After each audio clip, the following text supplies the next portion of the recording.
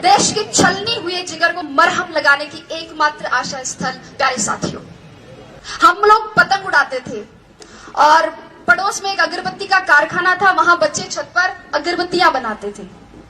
मैं और मेरी बहन वहां गए और वहां जाकर मालिक को कहा कि इनसे काम क्यों करवाते हो, इनको पतंग उड़ाने दो ना। तो अंकल बोले कि तू कौन सी कलेक्टर लग रही है यहाँ पे। मैंने सोचा कलेक्टर कौन सी तोप होता है, और अगर ये कोई तोप होता है तो एक गोला तो मैं भी दागूंगी।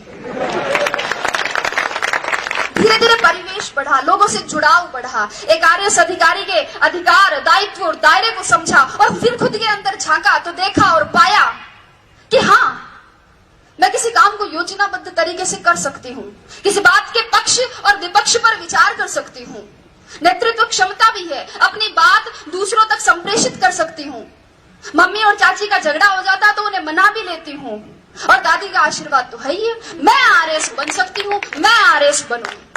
और तब मैंने सोचा कि न गरज किसी से, न वास्ता किसी से, मुझे काम है अपने काम से, तेरी जिक्र से, तेरी फिक्र से, तेरी याद से, तेरे नाम से। और आरएस को ही मैंने अपनी जिक्र और फिक्र बना लिया। और साथियों, यही सम्मिलित कारण और घटनाएं हैं जिनके परिणाम स्वरूप मैं आज यहाँ आपके सामने उपस्थित हूँ।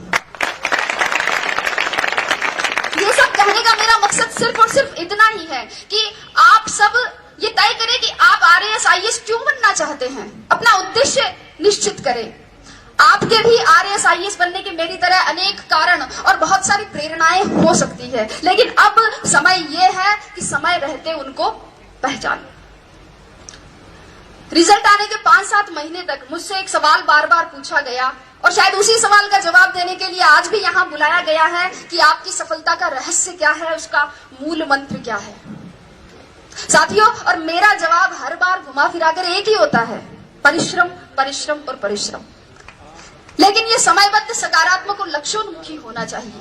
टॉपर कोई भी हो सकता है, आवश्यकता सिर्फ लगन, मेहनत और धैर्य की है। थोड़ा संक्षेप में बात करते हुए अब मैं आती हूँ परीक्षा के विविध स्तरों पर। जैसा कि आप सभी को पता है, परीक्षा के 3 स्तर है। संक्षेप में ही चर्चा करूंगी। प्रारंभिक स्तर पर, प्रारंभिक परीक्षा के लिए एक एक बिंदु की तैयारी के लिए सटीक और स्पष्ट तैयारी की जरूरत है, और यहाँ नादानी करने का मतलब है अपनी पतंग खुद काटना। वस्तुतः दोस्तों, प्रारंभिक परीक्षा की तैयारी मुख्य परीक्षा के दृष्टिकोण से करनी चाहिए और बिना किसी शॉर्टकट की उम्मीद लगाए करनी चाहिए। जिस व्यक्ति ने कभी हाथी नहीं देखा है, अचानक उसके सामने अगर हाथी आए तो क्या होगा, डर जाएगा। इसलिए आप पिछले वर्षों के, चाहे प्रारंभिक परीक्षा हो चाहे मुख्य परीक्षा हो, पिछले वर्षों के प्रश्न पत्रों का विश्लेषण कर सबसे पहले अपने डर को दूर भगाएं।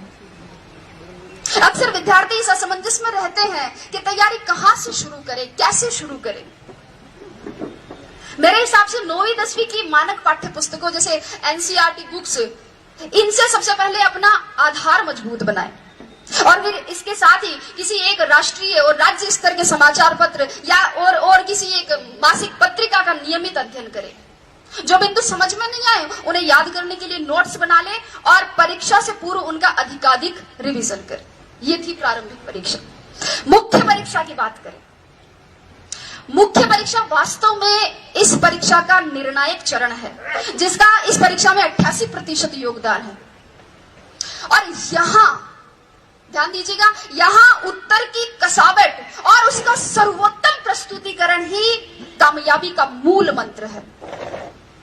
मुख्य परीक्षा से पहले इन प्रश्नों पर विचार करें कि परीक्षा का पाठ्यक्रम किस प्रकार का है, पैटर्न किस तरीके का है, सवाल पूछे जाने का ट्रेंड क्या रहा है, मानक पाठ्य सामग्री कहां से और कैसे मिलेगी, उत्तर लेखन के लिए रणनीति और समय प्रबंधन कैसे करना है, पूर्व में सफल रहे अभ्यर्थियों की क्या रणनीति रही है, कितनी मेहनत जरूरी है, कितनी मूवीज और पार्टियों में नहीं जाना है, कितनी गप्पे एग्जाम के बाद के लिए छोड़नी है, व्हाट्सएप को मोबाइल में कब तक अनइंस्टॉल रखना है।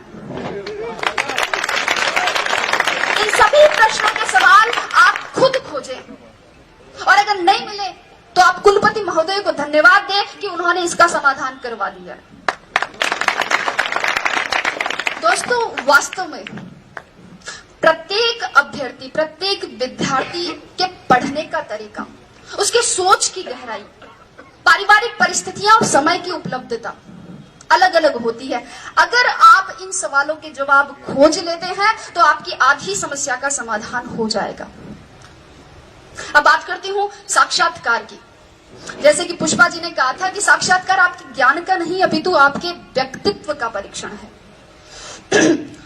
साक्षात्कार में सामान्यतः एक अभ्यर्थी की मानसिक सजगता, ध्यान दीजिएगा, मानसिक सजगता, समीक्षात्मक दृष्टिकोण, नेतृत्व, निर्णय क्षमता, रुचि की विविधता, सामाजिक संगठन की योग्यता, बौद्धिक और नैतिक ईमानदारी और इसके अलावा आसपास की घटनाओं में, आसपास के परिवेश में घटित हो रही घटनाओं में अभिरुचि और दृष्टिकोण की गहन जांच होती है। सभी प्रश्नों का उत्तर देना एक अच्छे साक्षात्कार का प्रतीक नहीं है और कुछ प्रश्नों का उत्तर न देना साक्षात्कार के बिगड़ने का परिचायक भी नहीं है। वस्तुतः ये तो सामने आ रही आपकी अवधारणाओं और आपके हाव भाव पर आधारित है। महत्वपूर्ण ये नहीं कि कितने प्रश्नों का उत्तर दिया, अपितु ये है कि उत्तर किस प्रकार दिया। अक्सर विद्यार्थी मुझसे पूछते हैं कि मैडम साक्षात्कार के लिए कक्ष में जाने से पूर्व क्या करें? दरवाजा खोल के अनुमति कैसे मांगे? हिंदी में मांगे या अंग्रेजी में मांगे? कुर्सी पर उनके कहने पर बैठे कि खुद बैठ जाए? बैठते वक्त हाथ टेबल पर रखे, पांव पर रखे, सिर पर रखे, कहाँ रखे? लड़के पूछते हैं कि मैडम टाई लगाए, टाई के साथ कोट भी पहने, क्या शेविंग करे या नहीं करे? और लड़कियां भी पूछती है कि साड़ी पहने, सूट पहने तो मैचिंग का ब्लाउज पहने, क्या मैचिंग की nail polish, sandal, earrings, purse, bangles, blah blah blah. लेकिन अगर चर्चा करें तो ये एक ऐसा विषय है जिस पर पूरा दिन खर्च किया जा सकता है। लेकिन अगर मेरी माने, संक्षेप में मेरी माने, तो आप तो बस, अगर आपको लगता है कि आपकी तैयारी अच्छी है, आपकी विषय पर पकड़ है, आपने जो अपने हिसाब से कपड़े पहने हैं उनमें आप सुविधाजनक महसूस कर रहे हैं और उनसे आपके शरीर का आत्मविश्वास झलक रहा है, अगर आपको लगे कि आपने अपने माता पिता का आशीर्वाद ले लिया है, ईश्वर में आपकी आस्था है और दादी और नानी ने कह दिया कि जा बेटा कलेक्टर बन के ही आई, तो आप तो बस दरवाजा खोलिए और मुस्कुराते हुए अंदर घुस जाइए। अभी आपका बायोडेटा देखा जा रहा है। एक प्रश्न आपकी हॉबी से, अगला ग्रेजुएशन के विषय से, अगला करंट नॉलेज से और क्रमशः प्रश्नों का सिलसिला। और अगर आपने अंत तक अपनी संप्रेषणीयता, अपनी समझ, अपनी ग्रहणशीलता, अपने नेतृत्व को बनाए रखा, अपने आत्मविश्वास को बनाए रखा है, तो आप उसी तरह मुस्कुराते हुए बाहर आकर भेरू जी, भोमिया जी, पित्तर जी, जिनको भी आपने याद किया था, उनको धन्यवाद दे सकते हैं। और अगर कोई साथी चाहे तो खोले के हनुमान जी में सवामणि की तैयारी भी कर सकता है, क्योंकि मैं ये गारंटी देती हूँ कि जीत आपकी है। शर्त इतनी है कि सवामणि का निमंत्रण मुझे मिलना चाहिए। तो ये तो बात हुई परीक्षा के विविध स्तरों की। अब मैं परीक्षा में सफलता की क्या प्रक्रिया है उस पर और उस समय क्या ध्यान रखी जाने वाली और सावधानियां बरतने वाली बातें हैं, उन पर चर्चा करूं बहुत संक्षेप में।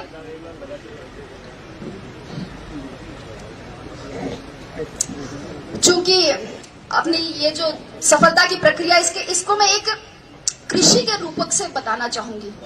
अगर मैं बोल रही हूं और आपको लगता है कि समय ज्यादा नहीं हो रहा और आप बोर नहीं हो रहे, तो एक बार तालियां बजाकर स्वागत करें।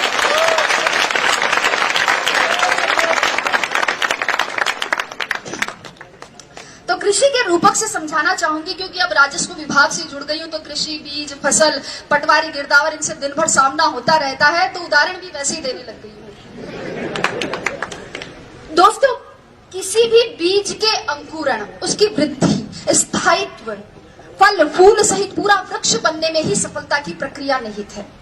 किसी भी बीज के अंकुरण के लिए सर्वप्रथम और सर्वाधिक महत्वपूर्ण योग्यता है उस बीज का अंकुरण योग्य होना। इसलिए सबसे पहले अपने अंदर झांके। एक बार एक पागल आईने में खुद को देखकर कह रहा था कि यार इसको कहीं देखा लगता है। बहुत देर टेंशन में सोचने के बाद वो बोला, तेरी की, अरे ये तो वही है जो उस दिन मेरे साथ बाल कटवा रहा था। तो ये तो खैर पागल था, लेकिन हम जैसे पढ़े लिखे और स्वस्थ चित्त व्यक्ति भी खुद को नहीं पहचानते हैं, अपने भीतर नहीं झांक पाते हैं। रास्ते में अगर कंकड़ी कंकड़ हो और अगर अच्छा जूता पहना हो तो उस पर चला जा सकता है, लेकिन एक अच्छे जूते में भी अगर कंकड़ हो तो रास्ता चाहे कितना ही बढ़िया क्यों ना हो, उस पर कुछ कदम चलना। मेरे कहने का मतलब इतना ही है कि पहले बाहर की चुनौतियों से पहले खुद की कमजोरियों से जीते, लड़े।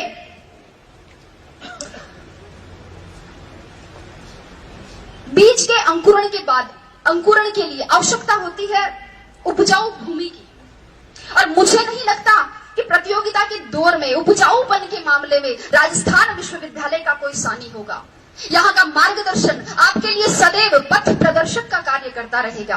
आपको अपनी तैयारी के लिए, लक्ष्य प्राप्ति के लिए जहाँ कहीं भी, किसी भी कोचिंग संस्थान, महाविद्यालय अथवा व्यक्तिगत मार्गदर्शन के लिए कहीं भी अपने आप को समर्पित करे तो उस भूमि का उपजाऊपन जांच ले, क्योंकि कई बार योग्य बीज भी उपजाऊ भूमि के अभाव में अंकुरित नहीं हो पाते हैं।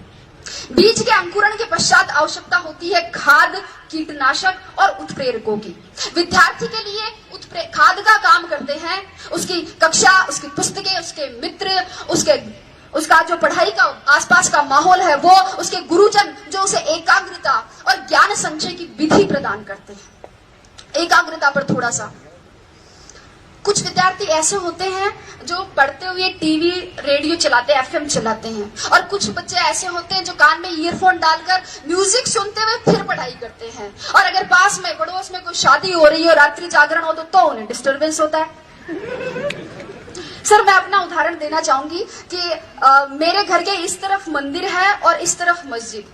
सुबह उठते ही इधर से घास खाए गैया, दूध पिए ग्वाल, छोटो सो मेरो मदन गोपाल शुरू हो जाता था। तो उधर ला इलाहा इल्लल्लाह मुहम्मदुर रसूलुल्लाह के साथ शाम ढलती थी। बारात भी उधर से ही जाती थी, सतराम के जयकारे भी। लेकिन मैं आपको बता दूं कि मैंने अपनी पूरी पढ़ाई अपने घर की छत की तरफ जाने वाली उस आखिरी सीढ़ी पर बैठकर की थी, और मुझे हर तरह के शोरगुल में एकाग्रता का इतना अभ्यास हो गया था कि पता ही नहीं चला कब होली की गैर निकल गई और कब ढोल ताशों के साथ मुहर्रम के ताजिए। पढ़ते वक्त मोबाइल बंद रखे। अगर व्हाट्सएप, मैसेंजर और फेसबुक नहीं चलेगा तो एकाग्रता में वृद्धि होगी, लेखन शैली में सुधार होगा और टॉप 50 में आने की संभावनाएं भी बढ़ सकती हैं। मेरी बात करें तो मैं बताऊं, मैंने मोबाइल ही नहीं रखा था। यहाँ बैठे मेरे साथी इस बात के गवाह है कि मैंने एंड्रॉइड मोबाइल ओटीएस में आके खरीदा था, और अब व्हाट्सएप पर जुड़ने वाली मैं अपने बैच की आखिरी मेंबर थी। कीटनाशकों की बात करती हूँ इसके बाद। जिस प्रकार पौधे की जड़ों के दीमक और पत्तों के कीड़ा लग जाता है, उसी प्रकार एक विद्यार्थी के भी धैर्य के लालच का, मेहनत के आलस्य का, सादगी के विलासिता का और पढ़ाई के भटकाव का घुन लग ही जाता है। और ऐसे में अनुशासन ही वह कीटनाशक का कार्य करता है। मित्रों, अनुशासन ही वह औषधि है जो किसी भी लक्ष्य की प्राप्ति के लिए किए गए साधना के तपोबल के ओज को परिवर्तित कर देता है। इसलिए अपने आप को अनुशासित बनाए, व्यवस्थित बनाए, अपना खाना पीना, जागना, सोना ये सब संयत बनाए। और इसके लिए गीता का एक श्लोक मेरी प्रेरणा रहा है कि युक्ताहार विहार से युक्त सर्वस्य चेष्टसु युक्त स्वप्नाम बोध से योगो भवति दुःखः। अर्थात अपना सोना, जागना, आहार, विहार और अपनी चेष्टाएं ये संयत हो, उचित हो। और अगर आप इस अनुशासन को, इस औचित्य को बनाए रखते हैं तो आपके लक्ष्य की पवित्रता को सुरक्षा मिलती रहेगी। पौधे की वृद्धि के लिए आवश्यकता होती है डीएपी और यूरिया जैसे उत्प्रेरकों की। ये उत्प्रेरक भी दो प्रकार के होते हैं। एक तो वे जो पौधे में वृद्धि तो करते हैं किंतु उसमें ऐसे विकार उत्पन्न कर देते हैं जिन्हें हम आजकल सब्जियों और गेहूं में कीटनाशकों के दुष्प्रभाव के रूप में देखते हैं। और दूसरे वे उत्प्रेरक जो पौधे में प्राकृतिक हार्मोन्स को संतुलित करते हुए उसे स्वस्थ और लाभदायक वृद्धि। विद्यार्थी के जीवन में भी दो प्रकार के उत्प्रेरक होते हैं। 2008 की परीक्षा में अंतिम रूप से चयनित नहीं होने पर मुझे किसी ने कहा कि तू तो केवी की नौकरी से संतोष कर ले, ये आरएस बनना तेरे बस की बात नहीं है। तो एक दूसरे मित्र ने कहा कि गिर को कर रे कंथड़ा, हिरण कशो घी खाए, आंख चरे और पून भगे, घोड़ा शिव आगो जाए। कि हिम्मत कर, हुंकार भर, हिरण कौन सा घी खाता है लेकिन घोड़ों से आगे जाता है। एक था उत्प्रेरण और दूसरा था दुष्प्रेरण। दुष्प्रेरण ना स्वयं करे न दूसरों के दुष्प्रेरण का शिकार हो, अपने मुकाम अपने उसूल खुद तय करे और हर बार लोगों की अपेक्षाओं पर खरा उतरने की कोशिश ना करे। एक बार रात के समय एक दुकानदार बंद करने ही वाला था कि एक कुत्ता उसके पास में आया। कुत्ते के मुंह में थैली थी और उसमें कुछ सामान की लिस्ट थी। दुकानदार ने थैली ली, उसमें सामान डाला, बाकी पैसे डाले और सामने रख दी। कुत्ते ने थैली मुंह में उठाई और चल दिया। दुकानदार से रहा नहीं गया, वह आश्चर्यचकित होकर कुत्ते के पीछे पीछे गया, ये जानने के लिए कि इतने समझदार कुत्ते का मालिक कौन है। कुत्ता कुछ देर बस स्टॉप पर खड़ा रहा। बस आई, उसमें चढ़ गया। कंडक्टर पास आते ही उसने गर्दन आगे, बेल्ट में कुछ पैसे और घर का पता था। कंडक्टर ने उसे टिकट दे दी, बाकी पैसे बेल्ट में वापस रख दिए। जो ही अपना स्टॉप नजदीक आया, कुत्ता बस में आगे की तरफ आ गया और पूंछ हिलाकर इशारा किया। बस रुकने पर कुत्ता उतर गया और आगे चल दिया। दुकानदार भी उसके पीछे पीछे चला। कुत्ते ने अपने पैर से 2-3 बार दरवाजा खटखटाया। मालिक बाहर निकल कर आया और उसने लाठी से कुत्ते की पिटाई की। आप सोच रहे होंगे कि क्यों? मालिक भी सोच रहा था। उसने पूछा इसका कारण, तो मालिक ने कहा, बदतमीज ने सारी नींद खराब कर दी, चाबी लेके नहीं जा सकता था, गधा कहेगा। मित्रों, जीवन की सच्चाई भी यही है। लोगों की आपसे अपेक्षाओं का कोई अंत नहीं है। जरा सा आप चूके कि आपने बुराइयां निकाल देंगे और पिछली सारी अच्छाइयों को भूल जाएंगे। इसलिए आप तो बस अपना कर्तव्य कर्म करें, आगे बहुत सी कठिनाइयां हैं। माझी तेरी कश्ती के तलबदार बहुत है, माझी तेरी कश्ती के तलबदार बहुत है, इस पार कुछ मगर उस पार बहुत है। जिस शहर में खोली है तूने शीशे की दुकान, उस शहर में पत्थर के खरीदार बहुत है।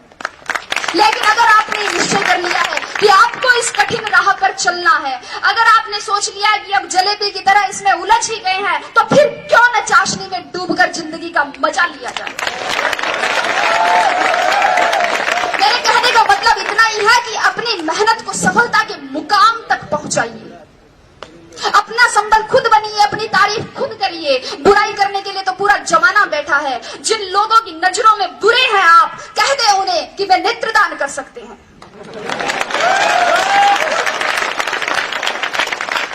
अपने आसपास के परिवेश में केवल उन्हीं तत्वों को प्रविष्ट होने की अनुमति दे जो सकारात्मक हो, विचारात्मक हो, बोधात्मक हो, सही दिशा देने वाले हो।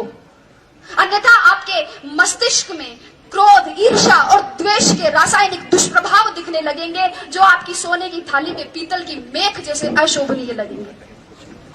तो अंत की ओर बढ़ते हुए मैं अब कहूंगी कि इन सभी तत्वों के साथ अब एक तत्व और बच जाता है, और वो है जीवनदायी जल, जिसकी आवश्यकता पौधे को वृक्ष बनने तक रहती है।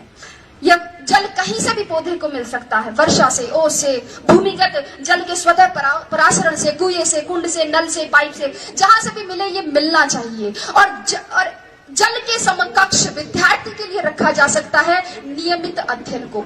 जब तक आपके सपनों की जड़ों को नियमित अध्ययन का पवित्र जल सींचता रहेगा, तब तक आपके सपनों के पंखों में उड़ान रहेगी, जुनून में जान रहेंगी, जड़ें जमीन से जुड़ी रहेंगी और नजरों में हदें आसमान रहेगी।